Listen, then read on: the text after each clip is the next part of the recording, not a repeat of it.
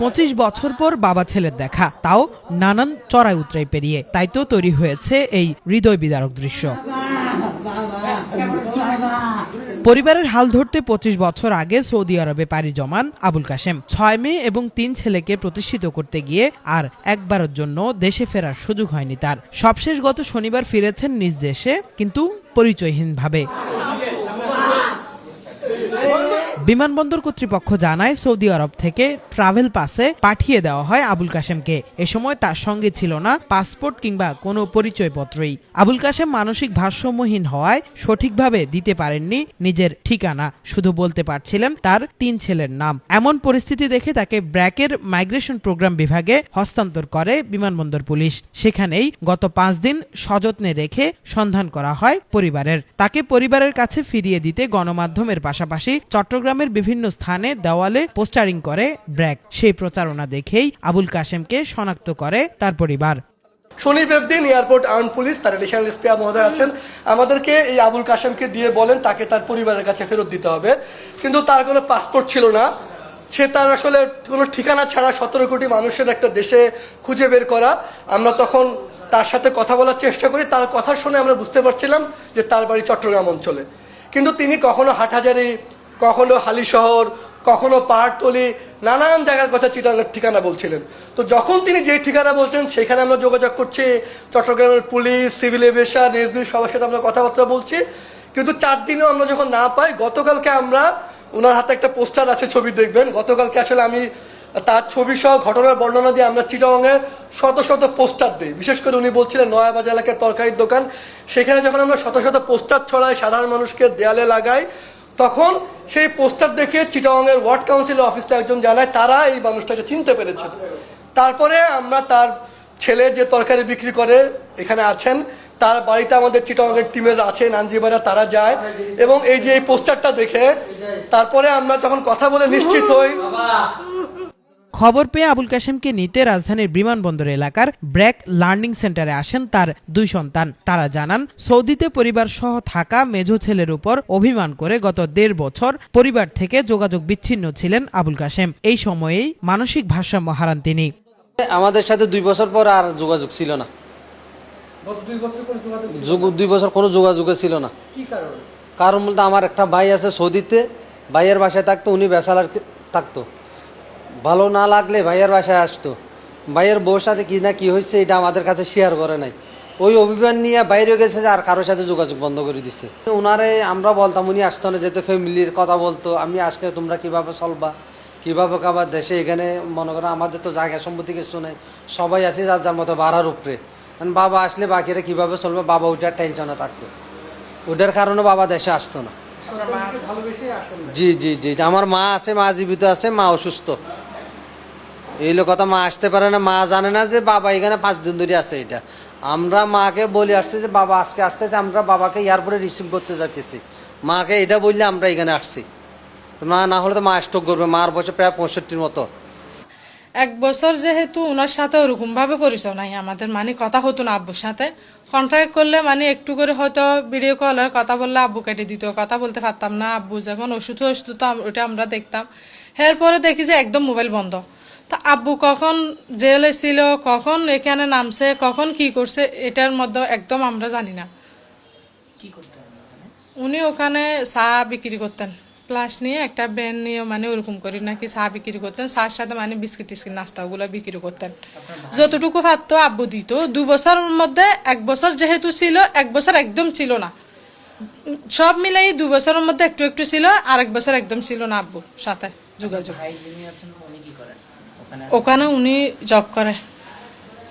জি, ছোটটা হচ্ছে দুবাই নতুন গেছে, ওইটা 2-3 মাস হয়েছে, এখনো সেটেল হয় নাই। মেজোটা সেটেল আছে, বড়টা তো এখানে তরকারির ব্যবসা করে, ওইটা তো জানেন আপনারা।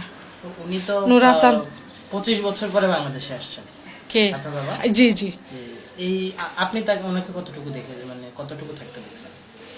আমার সঠিক মনে পড়তেছে না এটা। মানে আপনার বাবার ছোটকালের, আপনার ছোটকালের বাবার স্মৃতি মনে আছে কিছু?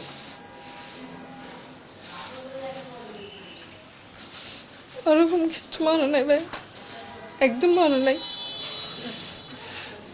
যেটা রুমা বলছে ছোট মেয়ে, ওটা 2 মাস, তখনও জন্ম হয় নাই, উনি পেটে ছিল আর কি 2 মাস আমার আম্মুর। ওরকম উনি তো একদম দেখে নাই, আজকে যদি আল্লাহ বাঁচে রাখে গেলে দেখবে আর কি। বাবাকে আসতে বলতেন না আপনারা? অবশ্যই বলতাম, আমার বাবু যেহেতু বলতাম, আমার আব্বু বলতো যে ভাইয়েরা যখন ওরকম সেটেল নাই, বোনরা বিয়ে দিছে যে তো আব্বু দেয় নাই, আমরা 3 বোন 4 বোন যেগুলো বিয়ে হয়েছে ওগুলো আব্বু দেয় নাই, ভাইয়েরা দিছে। তারপর আব্বু বলতো যে আমি ওখানে আসলে কি করি খাবো, কি খাবো, আমাকে কে খাওয়াবে, শুধু এটাই বলতো আব্বু, শব্দ ছিল শুধু এটাই, এটা বলে বলে মানে আসতো না। আপনাদের ওইখানে যে ভাই থাকে তার সাথে তো মনে হয় যোগাযোগ ছিল না অনেকদিন। তার সাথে ওনার কাছে ছিল, ওনার বেসালা বাসা থাকতো, আমার আব্বার বেসালা বাসাতেও থাকতো, ওখানে ভালো না লাগলে ছেলের বাসা যাইতো, ছেলের ওখানেও কি হয়েছে কি হয় না সেটা জানি না, পারিবারিকভাবে তো অনেক রকম সমস্যা হতে পারে, কিন্তু আব্বু চলে গেছে যে এটা একদম জানি না। তারপরে শুনিয়ে বাইয়ের কাছে কল দিছে, বাইয়ের কল বউয়ে ধরে, মানে আমি কি রে বাইয়া কোথায় হয়, তোমার বাইয়া জব, আমি আব্বুর খবর তো কোনো দিক দিয়ে নিছে, হদে না ওরকম কোনো দিক দিয়ে পাই নাই।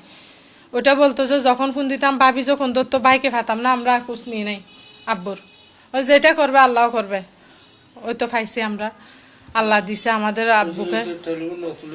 প্রতি বছর অর্ধলক্ষাধিক প্রবাসী নানান সমস্যা নিয়ে বিদেশ থেকে ফিরে আসেন জানিয়ে বিপদগ্রস্ত প্রবাসীদের সেবা দিতে একটি কাঠামো তৈরির পরামর্শ ব্র্যাকের এই কর্মকর্তার।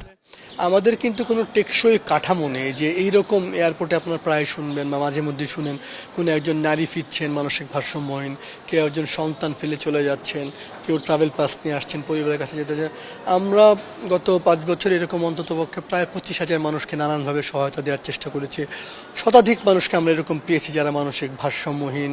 আমাদের সর্বোচ্চ একটি পরিবার 30 দিন পর্যন্ত তাকে আমাদের মানসিক হাসপাতালে রাখতে হয়েছে। এরকম একাধিক স্বজনকে আমরা তার পরিবারের কাছে ফিরিয়ে দিয়েছি সবার সহযোগিতায়। রোজ কিন্তু আমরা যদি বলি বছর এরকম ট্রাভেল পাস নিয়ে ফিরে অন্ততপক্ষে 50 থেকে 60,000 লোক। আমাদের এরকম অনেক মানুষ হয়তো বিদেশে কোনো জেলখানায় আছে, কোনো জায়গায় আছে যাদের সঠিক পরিসংখ্যানও আমরা জানি না।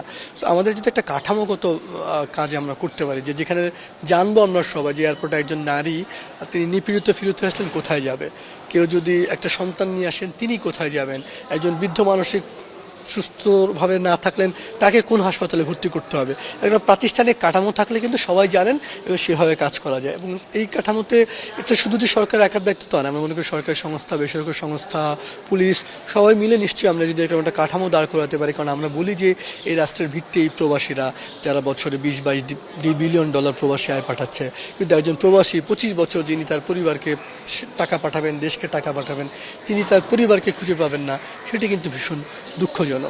ব্র্যাকের তথ্য বলছে গত 4 বছরে মানসিক ভারসাম্য হারিয়ে 105 জন প্রবাসী দেশে ফিরেছেন। তাদের সবাই বর্তমানে পরিবারের কাছে রয়েছেন।